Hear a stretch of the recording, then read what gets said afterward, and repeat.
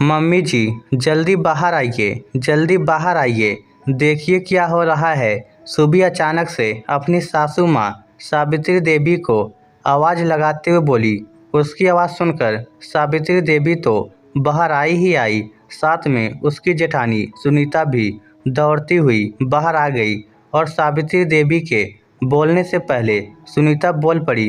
क्या हो गया सुबी? इतना सुबह सुबह क्यों चिल्ला रही हो? हाँ छोटी बहू, क्या हो गया? तुम सुबह सुबह इस तरह से क्यों चिल्ला रही हो? सावित्री देवी ने कहा। उनकी बात सुनकर सुबी बाहर की तरफ इशारा करते हुए मासूम बनकर बोली।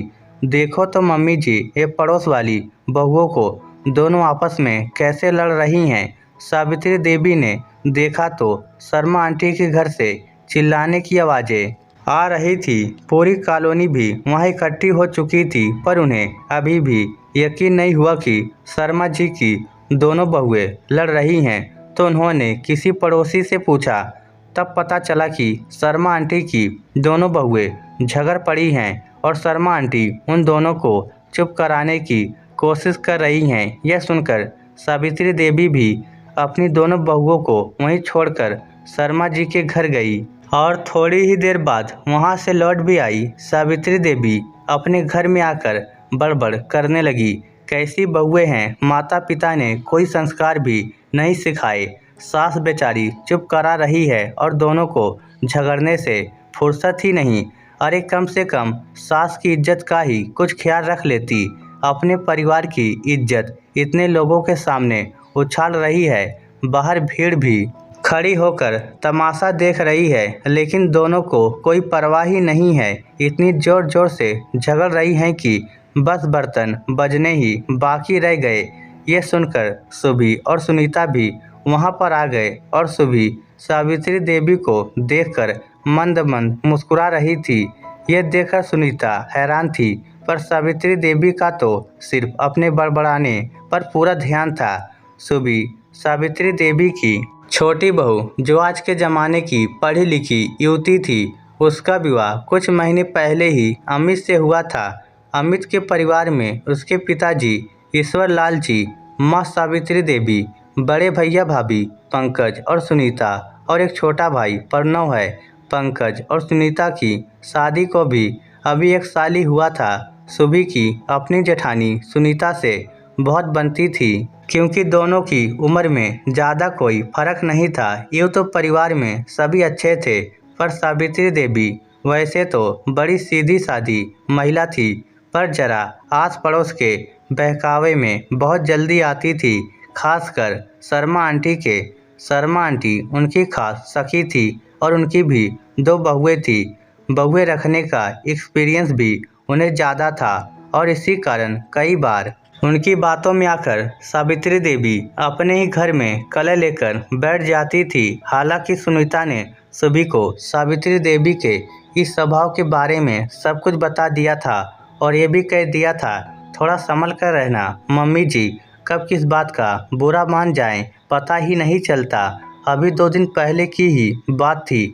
इन्हीं शर्मा आंटी के कारण घर में 2 बार कलह हो गई। सुबी और अमित दोनों सुबह सुबह मंदिर गए थे, तो सुबी ने सूट पहन लिया। जब वह घर से गई थी तो सावित्री देवी ने कुछ नहीं कहा, चुपचाप अपनी पूजा पाठ में लगी रही। लेकिन जब घर पर वापस आए तो सावित्री देवी के तेवर ही बदले हुए थे। कहने लगी, सुबी तुम्हें शर्म नहीं आती? मंदिर सूट पहनकर चली गई, अगर साड़ी पहन लेती तो इज्जत घट नहीं जाती। तब सुबी ने हैरान होकर कहा, मम्मी जी आपके सामने ही तो गई थी, तब तो आपने कुछ नहीं कहा। मैंने कुछ नहीं कहा तो इसका मतलब ये नहीं कि मैं कुछ कहूँगी नहीं। उसकी समझ तुम्हें नहीं है क्या? अरे पड़ोस में और भी बहुएं हैं, उन्हें देखकर थोड़ी सी भी अकल नहीं आती तुम्हें? मंदिर जाया करो तो सूट नहीं साड़ी पहनकर जाया करो।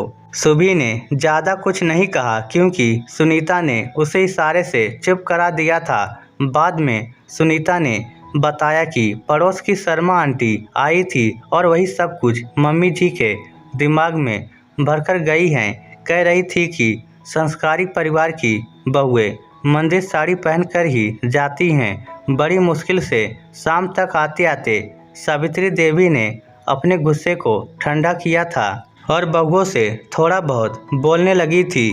लेकिन शाम को जब सुभी और सुनीता खाना बना रही थी उसी समय शर्मा आंटी फिर से घर आई। सुनीता उस समय मिक्सर ग्राइंडर में चटनी पीस रही थी। तभी शर्मा आंटी ने कहा, भाई हमारे घर में तो मिक्सर ग्राइंडर में बनी चटनी कोई खाता ही नहीं है। हमारे घर में तो हमारी बहुएं सिलबट्टे पर चटनी पीसती हैं। अरे पर आजकल की बहुओं से कहाँ हो पाता है ये सब। जब घर में मिक्सर ग्राइंडर है तो वह लोग अपनी सुविधा के अनुसार इस्तेमाल कर लेती हैं। सावित्री देवी ने कहा, अरे ऐसे कैसे, अपनी सुविधा के हिसाब से इस्तेमाल कर ले। मेरी बहुएं मेरी मर्जी के खिलाफ बोलकर तो दिखाए। भाई मेरे घर में तो मेरी ही चलती है और मेरे हिसाब से बहुओं को मेहनत करना तो आना ही चाहिए। बस यही बात सावित्री देवी ने फिर पकड़ ली और शर्मा आंटी के जाते वह शुरू हो गई। आजकल की बहुओं से काम होता नहीं है, बस मशीनों से काम करवा लो। अरे कभी सिलबट्टे को भी इस्तेमाल कर लिया करो। तब सुनीता ने बात को ख़त्म करने के हिसाब से कहा, मम्मी जी चटनी बन चुकी है, आगे से सिलबट्टे पर बना दिया करेंगे। तभी सुभी ने कहा, पर मम्मी जी हमारे घर में तो सिलबट्टा है ही नहीं, आप भी तो मिक्सर ग्राइंडर में ही पीसती थी। ये सुनकर तो सावित्री देवी ने मुंह बनाकर कहा, तुम मेरी बराबरी करना चाहती हो, जैसी तुम्हारी मर्जी, जो करना है वो करो। कोई ढंग की नसीहत देता है तो वो तो इन्हें बुरी लगती है, बस अपनी ही चलाई जाती है। कुछ सीखो शर्मा जी की बहुओं से। बस फिर सावित्री देवी ने दोनों से बात करना बंद कर दिया। बड़ी मुश्किल से उन लोगों ने उन्हें मनाया। अभी कल शर्मा आंटी की दोनों बहुएं घर के बाहर सफाई करती दिखी तो उन्हें देखकर सावित्री देवी ने अपनी बहुओं से कहा, देखो कितनी अच्छी बहुएं हैं, दोनों मिलकर के काम कर रही हैं, कुछ सीखो इनसे। दोनों दिन भर काम में बिजी रहती हैं और तुम दोनों को कोई काम नहीं होता। भगवान ने दो बहुएं तो दी लेकिन एक भी ढंग की नहीं दी और चिढ़कर अंदर चली गई। तब सुभी ने सुनीता से कहा, ये शर्मा आंटी खुद की बहुओं को भी चैन से रहने नहीं देती और यहाँ हमारे घर में भी आग लगाती रहती हैं। इनका तो कुछ ना कुछ करना ही पड़ेगा। प्रॉब्लम शर्मा आंटी से नहीं, प्रॉब्लम तो हमारी सास और उनकी पड़ोसी बहू पुराण से है। जब तक ये पड़ोस वाली बहुओं से सिखाना बंद नहीं करेंगी तब तक खुद भी चैन से नहीं रह पाएंगी। पर भाभी, जिस तरह से शर्मा आंटी ने अपनी बहुओं को परेशान कर रखा है, ऐसा लगता है कि एक दिन ये दोनों खुद ही अलग हो जाएंगी। मैं कह रही हूँ कि भगवान के घर देर है अंधेर नहीं है। इनकी बहुएं भी भगवान से यही मन्नत मांगती होगी, लेकिन ये बात आज ही सच हो जाएगी इसका कोई अंदाज़ा नहीं था। खैर सावित्री देवी अभी भी बड़बड़ा रही थी। दोनों की दोनों जिद करके बैठी हैं कि अब उन्हें अपनी सास के साथ नहीं रहना है। बताओ, जिस माँ ने अपने बेटों को पाल पोस कर बड़ा किया है, ये बहुएं आते ही उन्हें अलग करना चाहती हैं। संस्कार तो बिल्कुल भी नहीं है उनमें। लोहा गर्म देखकर सुभी ने उसी समय हथौड़ा मारते हुए कहा, मम्मी जी ये भी सीखना है या नहीं। उसकी बात सुनकर सावित्री देवी हैरान होते हुए बोली, क्या बकवास कर रही हो तुम, अब क्या सीखना चाहती हो। तब सुभी ने मासूम बनते हुए कहा, आप ही तो कहती हो कि आस पड़ोस में भी बहुएं हैं, उनसे सीखो। तो आप बता दीजिए कि हमें कब झगड़ा करना है और कब अलग होने की बात करनी है। ये कहकर वह मुस्कुराने लगी। यह सुनकर सुनीता को भी हंसी आ गई। साथ ही साथ वहाँ बैठे घर के बाकी के तीनों पुरुषों को भी हंसी आ गई।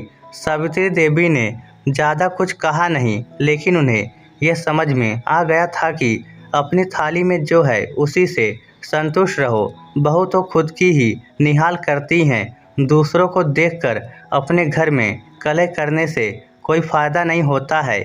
इस स्टोरी को लेकर आपकी क्या राय है, नीचे कमेंट करके हमें ज़रूर बताइएगा। धन्यवाद।